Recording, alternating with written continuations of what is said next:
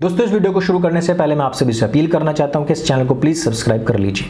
हमारे अभी भी जितने भी दर्शक हैं उनमें से 25% लोग भी इस चैनल को सब्सक्राइब नहीं कर रहे हैं, और जो कर रहे हैं उनके पास में भी तकरीबन 25% लोगों के पास ही नोटिफिकेशन पहुंचता है।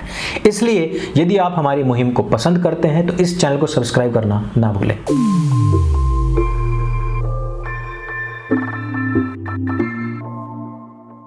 नमस्ते दोस्तों, आप सबका एक बार फिर से स्वागत है आपके अपने YouTube चैनल सत्य सनातन में। सोशल मीडिया की ताकत आज की तारीख में सबसे ज़्यादा प्रासंगिक है।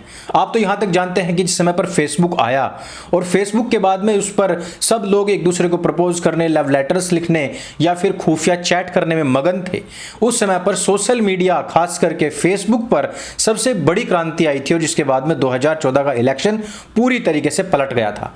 आज के तारीख में भी पूरा सोशल मीडिया इस बात से अटा और पटा रहता है, और सोशल मीडिया के जो मालिक हैं वो इस बात को जानते हैं कि किसकी सरकार बन रही है, कहां पर दंगा भड़क सकता है, कहां से कौन सी फेक न्यूज चल रही है। इसी सोशल मीडिया को कंट्रोल करने के लिए बड़े से बड़े महारथी इसके पीछे लगे हुए हैं। ट्रंप ने कुछ नहीं बोला, लेकिन उसका ट्विटर हैंडल उड़ा दिया गया था। दूसरी तरफ जो लोग खूब बोलते हैं उनके ट्विटर हैंडल आज भी सुरक्षित हैं। यही नहीं, उनको ब्लू टिक भी मिले हुए हैं। पूरे भारतवर्ष में जातिवादी दंगों की आग भड़काने वाले हों या फिर संप्रदाय विशेष की आग भड़का करके हिंदुओं को उस आग की चपेट में डालने वाले लोगों, सबके सब आज बहाल हैं। लेकिन थोड़ी सी बात कहने वाली कंगना रनावत आज बदहाल है और पूरी तरीके से ट्विटर से डिलीट कर दी गई है। इसी ट्विटर को अपने हद में, अपनी जद में, अपनी मुट्ठी में कैद करने के लिए एलन मस्क ने एक बहुत बड़ा दांव खेला था, एक बहुत बड़ी रकम अदा की थी, और उस अदा की हुई रकम को वापस से लेने का प्रपंच इस व्यक्ति ने रच लिया है। और यह प्रपंच क्या है? यह प्रपंच है कि जितने भी ब्लू टिक धारी लोग हैं उनको सब्सक्रिप्शन लेना पड़ेगा, और यह तकरीबन $19.99 का होगा, जिसकी कीमत अगर हिंदुस्तानी रुपए में देखी जाए तो यह तकरीबन 1650 रुपए होगी। अभी मैंने कुछ दिनों पहले देखा था कि साउथ अफ्रीका ने जब भारत को हरा दिया तो उस दौरान आरक्षण जीवी लोग कह रहे थे कि क्योंकि साउथ अफ्रीका में यह नियम है कि वहां के अश्वेत लोग कम से कम 5 लोग इस टीम में होने ही चाहिए, उन्होंने इसको आरक्षित किया हुआ है। वही आरक्षण अगर भारतीय टीम में भी हो जाए तो हमारी टीम की बल्ले बल्ले हो जाएगी, क्योंकि यहां पर बल्ले बल्ले चलाने वाले जो लोग हैं वो शर्मा जी का लौंडा है, वो कोई कोहली है या फिर कोई सवर्ण जाति का है, और मैक्सिमम लोग जो हैं ओबीसी और सवर्ण का ही गठजोड़ इसमें बना हुआ है। लेकिन इसमें कोई भी एससी एसटी का व्यक्ति नहीं है। इसी की तर्ज पर एक और जातिवादी या कहिए कि आरक्षण जीवी व्यक्ति ने यहां पर भी यानी कि ट्विटर पर अपने ब्लू टिक को लेकर के भी आरक्षण का कार्ड खेल दिया है। व्यक्ति कह रहा है कि यहां पर हमें यह जो पैसा अदा करना पड़ेगा इसमें तो हमारा बड़ा घाटा है। लोगों ने यहां पर मजे लेते हुए पूछा कि भैया यहां पर आरक्षण क्यों नहीं लगाया है? एलन मस्क ब्रदर, यहां पर आपको एक पूरा का पूरा एक पैकेज देना चाहिए जिसमें लिखा हुआ हो बकायदा कि ब्लू टिक सब्सक्रिप्शन के लिए अदा करें सवर्ण 1650 या फिर कहे कि $19.99, ओबीसी $19.99, एससी एसटी 000।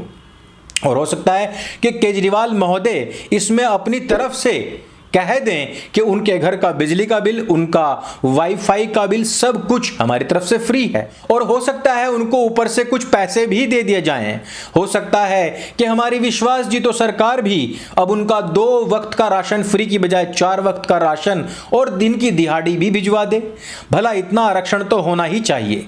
क्रिकेट हो, आर्मी हो या ट्विटर का ब्लू टिक धारी हो, इनमें आरक्षण की अत्यंत आवश्यकता है, क्योंकि इसी के बाद तो वहां पर खेलने, लड़ने और बकवास करने में मजा आएगा।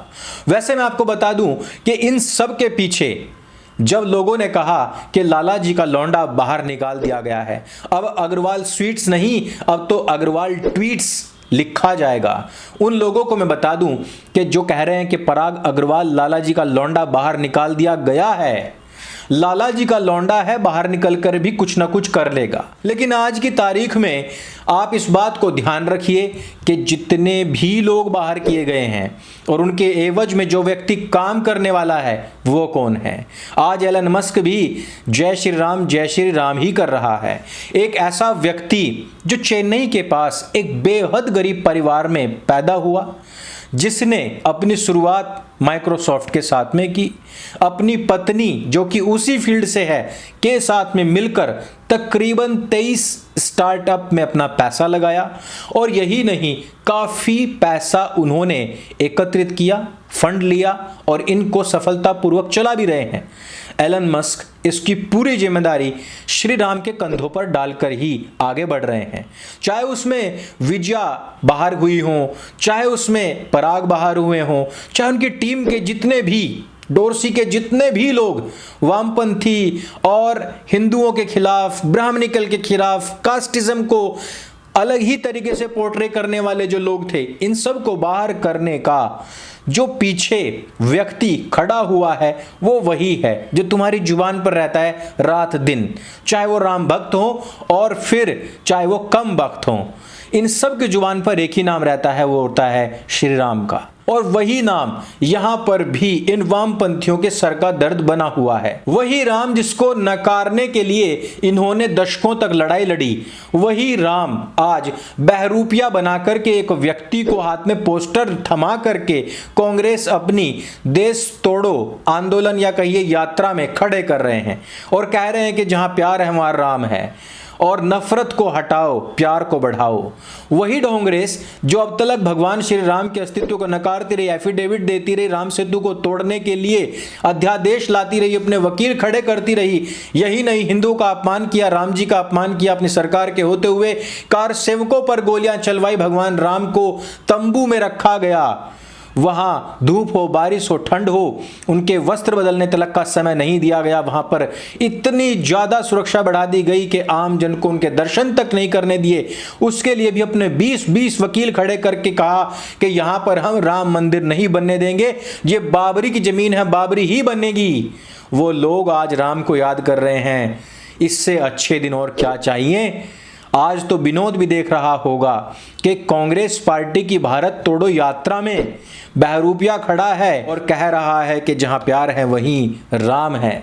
ये वास्तविकता है कि जहां प्यार है, जहां प्रेम है, जहां सौहार्द है वहीं पर राम है। लेकिन जहां उनका अपमान है, जहां हिंदुओं का अपमान है, जहां हिंदुओं की हत्या है, जहां उनका नृशंस हत्या कांड है, जहां पर मंदिरों से फेंकी गई मूर्तियां हैं, जहां उनके खिलाफ खड़े हुए वकील हैं, जहां उनके खिलाफ होने वाली बयानबाजी है, जब कह दिया गया कि रामलला को अदालत में आकर के अपनी गवाही स्वयं देनी पड़ेगी, क्या उनके दिलों में भी राम है? क्या उनके लिए भी राम है? और भले ही राम तो क्योंकि अधिष्ठाता है वो सबके लिए हो सकते हैं कि, लेकिन क्या राम भक्त उन लोगों के लिए हैं? क्या ऐसा करने से उनको वोट मिल जाएगी?